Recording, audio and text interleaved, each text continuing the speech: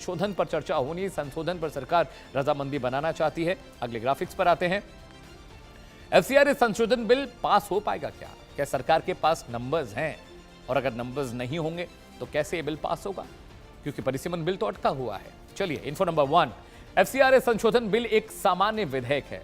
सामान्य विधेयक का मतलब है कि आपके पास संख्या बल उतने होने चाहिए, 50% प्लस 1। इसे कैसे समझाऊंगा मैं आपको, आगे बताता हूं। इसे पास कराने के लिए साधारण बहुमत की जरूरत है, यानी 50% जो नंबर्स हैं सदन के वो प्लस एक और वोट की दरकार होगी और ये बिल सदन में पास हो जाएगा। अब थोड़ा नंबर्स की बात कर लेते हैं। लोकसभा में कुल 545 सदस्य हैं, 3 सीटें खाली हैं। इसके बाद वहां पर क्या कैलकुलेशन, क्या नंबर्स आ रहे हैं वो आपको बताता हूं। अगर सभी सदस्य यानी मौजूदा सदस्य सभी सदस्य मौजूद रहते हैं सदन में तो बहुमत के लिए सिर्फ 271 वोटों की जरूरत है। ये ज्यादा नहीं है क्योंकि सदन में बीजेपी के पास नंबर ज्यादा हैं। कैसे? एनडीए के पास अभी फिलहाल मौजूदा नंबर्स को अगर मैं काउंट करूं तो एनडीए के पास अभी 318 सीटें हैं और बहुमत के लिए सिर्फ 200 कुछ सीटों की जरूरत है। तो एनडीए के पास नंबर्स प्रतिकूल हैं और वो इस बिल को आराम से पास करा सकते हैं। राज्यसभा की बात भी कर लेते हैं। राज्यसभा में 245 मेंबर्स हैं, वहां पर क्या स्थितियां हैं, वहां पर कितने वोट चाहिए? बहुमत के लिए राज्यसभा में 123 वोटों की दरकार है, जरूरत है 245। वहां पर टोटल नंबर्स हैं और आपको जितनी जरूरत है वो 123 है, यानी वहां पर भी नंबर्स कुछ बहुत ज्यादा कम नहीं। एनडीए के पास 152 वहां पर है, तो बहुमत के लिए 123 वोट चाहिए। लेकिन एनडीए के पास राज्यसभा में नंबर्स बहुत ज्यादा हैं। कितने नंबर्स हैं वो भी मैं आपको स्क्रीन पर बताने जा रहा हूं। इन्फो नंबर 8 जो आपकी स्क्रीन पर आएगा दर्शकों, वो बताएगा कि आखिरकार इस बिल में बहुत दिक्कत नहीं है। एनडीए के पास राज्यसभा में 152 है, चाहिए 123, तो यहां पर भी उनके पास प्रतिकूल नंबर्स हैं। इन्फो नंबर 9 आपकी स्क्रीन पर आने जा रहा है, वो क्या कहता है उसके बारे में भी आपको बता देता हूं। सदनों के बारे में, दोनों सदनों में बिल पारित कराने के लिए सरकार के पास संख्या बल मौजूद है। दे हैव इनफ नंबर इस बिल को पास कराने के लिए, इस पर मुहर लगाने के लिए, इसके संशोधन को अमली जामा पहनाने के लिए सरकार के पास लोकसभा में भी नंबर्स है और राज्यसभा में भी नंबर्स है। चलिए दर्शकों, एक बड़ा पैनल मेरे साथ जुड़ रहा है। अब उन आशंकाओं और उन बातों पर गौर कर लेते हैं, उन भ्रमों पर गौर कर लेते हैं। क्या मस्जिद और गिरजाघरों पर ताला लगने जा रहा है? बहुत सारे बिशप, बहुत सारे फादर्स परेशान हैं, बहुत सारे मौलाना भी परेशान हैं। स्वागत कीजिए दुर्गाचार्य कंचन भवानी जी का, हिंदू धर्मगुरु हैं, आपका बहुत बहुत स्वागत है। इसके अलावा हुडा जरीवाला कुछ ही वक्त मेरे साथ जुड़ने वाली हैं, she is a political analyst. इसके अलावा अशोक कुमार साहब मेरे साथ हैं, फॉर्मर डीजीपी हैं उत्तराखंड के। सर आपका भी बहुत बहुत स्वागत है, very good evening to you. और अरविंद सिंह तेजावत आपको तस्वीरों में दिख रहे हैं, फॉरेन अफेयर्स एक्सपर्ट हैं, विदेशी मामलों के जानकार हैं। सबसे पहले दुर्गाचार्य जी मैं आपके पास आ रहा हूं। सरकार ने एफसीआरए बिल में कुछ तब्दीलियां की, कुछ संशोधन बताए और उसको अब लागू करने की कोशिश सरकार कर रही है। राज्यसभा लोकसभा में नंबर्स हैं बीजेपी के पास, ये बिल आराम से पास हो जाएगा क्योंकि ये सामान्य विधेयक के तौर पर टेबल किया गया है। लेकिन बहुत सारे मुस्लिम संगठन और जो मिशनरीज हैं इस बिल का विरोध कर रही हैं। देखिए, आपने हमसे सवाल किया है। देखिए, अब जो एफसीआरए है उस पे भी जिहाद होने लगा है। इसके जरिए आतंकवादियों का फंड एफसीआरए के थ्रू आना और बड़े बड़े आपराधिक जो अपराध है, आपराधिक लोग हैं, ये एफसीआरए के जरिए इनको पैसा आता था और ये अमेरिका को पता है, ये पूरे वर्ल्ड को पता है। तो इस पे प्रतिबंध लगना चाहिए। ये लोगों ने लव जिहाद, थूक जिहाद, भूमि जिहाद सब कर चुके हैं। अब इस पे अगर प्रतिबंध नहीं लगा तो जितने भी आतंकवादी पल रहे हैं, जितने भी अनलीगल तरीके से जिहाद लोग पल रहे हैं, तो ये लोग भारत पे, पूरे देश पे कब्जा करने के लिए इस फंड का दुरुपयोग करते हैं। तो इस पर कड़ी कानून लाना बहुत जरूरी है।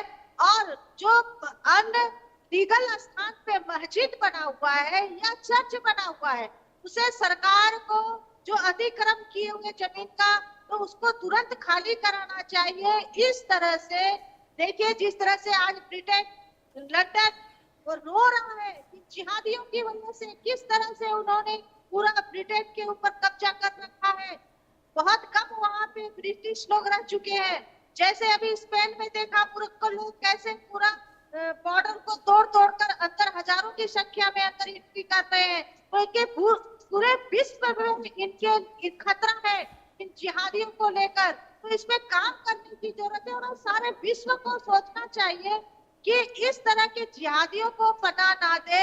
एफसीआरए फंड बड़ा ही ऐसा है जिससे कि अच्छे कार्य में वह फंड लगे, ना कि आतंकवादी बने, ना कि हथियार बने। तो इसपे अगर सरकार या अमेरिका इस पे वो दे रहा है, आपत्ति जता रही है, तो इसको हमें बड़े अपने मन से उन्हें धन्यवाद कहना चाहिए कि ताकि आतंकवादी गतिविधि कम होगा, ना कि ऐसे लोग पनपे के हमारे देश में सिर्फ से भारत में ही नहीं पूरे वर्ल्ड में चल रहा है। तो जितना जल्दी हो सके ये खतरे की घड़ी है, खतरे की घंटी बज चुकी है। इन जिहादियों की हर देश के लिए खतरा बन चुके हैं। मौलाना, मौलवी और जितने भी चर्च के पादरी लोग हैं, ये चाहते हैं, ये लोग कहते हैं कुछ कि हमारा इस्लाम कंट्री हो, और फादर लोग जो क्रिश्चियन लोग हैं वो चाहते हैं कि एक क्रिश्चियन देश हो। तो ये होने नहीं दिया जाएगा। पूरे विश्व में इनकी षड्यंत्र रची जा रही है। तो जितना जल्दी हो सके इस पे कार्य हो, और नहीं तो ये लोगों की जो मंशा है, ये लोगों की जो रणनीति है, जिस तरह से पूरे विश्व को ये खोखला कर रहे हैं दीमक की तरह, वो कतई बर्दाश्त करने के लायक नहीं है। और ठीक है, जितना जल्दी हो सके दुर्गाचार्य कंचन जहां भवानी जी, अतिक्रम करके मस्जिद बनाया है उस जी पे बुलडोजर चलना चाहिए। मैं आ रहा हूँ, आपके पास आ रहा हूँ। हुडा जरीवाला कुछ ही वक्त में जुड़ने जा रही है हमारे साथ। अशोक सर, मैं आपके पास आ रहा हूँ, उसके बाद मैं जाऊँगा अरविंद सर के पास। एफसीआरए बिल में जो संशोधन, जो तब्दीलियां की जा रही है, सरकार ने क्या है भाई, अगर आप एफसीआरए का आपका रजिस्ट्रेशन नहीं होगा, आपको पैसे का पूरा लेखा जोखा देना होगा। धर्म परिवर्तन में अगर धर्मांतरण में उस पैसे का इस्तेमाल हुआ है तो आपके अकाउंट फ्रीज किए जाएंगे, आपकी प्रॉपर्टी जो है वो फ्रीज की जाएगी। लेकिन सर बड़ा मसला ये है कि ये कानून आज का तो है नहीं। इंदिरा गांधी जब प्रधानमंत्री थी तब ये कानून लागू किया गया। जब मनमोहन सिंह साहब प्रधानमंत्री थे बहुत सारे संशोधन तब भी हुए थे और उसको एग्जीक्यूट भी किया गया। सरकार इस बार 2 संशोधन लेकर आ रही है कि भाई धर्म परिवर्तन में इस पैसे का इस्तेमाल नहीं होना चाहिए। जो चरित्र प्रेमाइसिस का है, यानी अगर वो मंदिर है, वो मस्जिद है, वो गुरुद्वारा है, वो चर्च है, तो उसके कैरेक्टरिस्टिक्स में चेंज नहीं होने चाहिए। तीसरा एक बड़ा उन्होंने कहा कि अगर एफसीआरए से रजिस्ट्रेशन नहीं कराया है आपने प्रॉपर्टी पे, उसमें कोई खामियां हैं, फॉर्म में गलतियां हैं, तो आपकी प्रॉपर्टी पहले अस्थायी रूप से फिर स्थायी रूप से सरकार उस पर कब्जा कर लेगी। तो इन नियमों में प्रॉब्लम क्या है? क्यों इतना हो हल्ला, क्यों इतना बालक विलाप कर रहे हैं लोग? देखिए, अगर आपने कोई गलती नहीं की है, अगर आप कोई राष्ट्र विरोधी या कुछ नेगेटिव चीजें नहीं कर रहे, तो मुझे इसमें कोई प्रॉब्लम नहीं लगती। ये तो साफ सी बात है कि भाई जिस पर्पज के लिए आप एफसीआरए का पैसा ले रहे हैं, डोनेशन ले रहे हैं, उसी पर्पज में वो लगना चाहिए। अगर वो पैसा राष्ट्र विरोधी गतिविधियों में लगता है, अगर वो पैसा देश की संस्कृति को, देश की डेमोग्राफी को, देश की पॉलिटिक्स को, उसको बदलने के लिए लगता है, तो वो गलत है।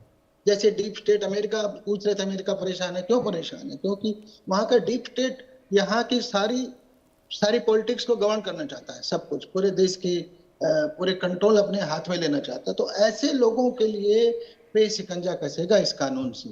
अदरवाइज अगर कोई आदमी सही गतिविधियां करना चाहता है तो उसको कोई फर्क नहीं पड़ने वाला। तो ये जो नेगेटिव लोग हैं उन्हीं लोगों को परेशानी है इससे।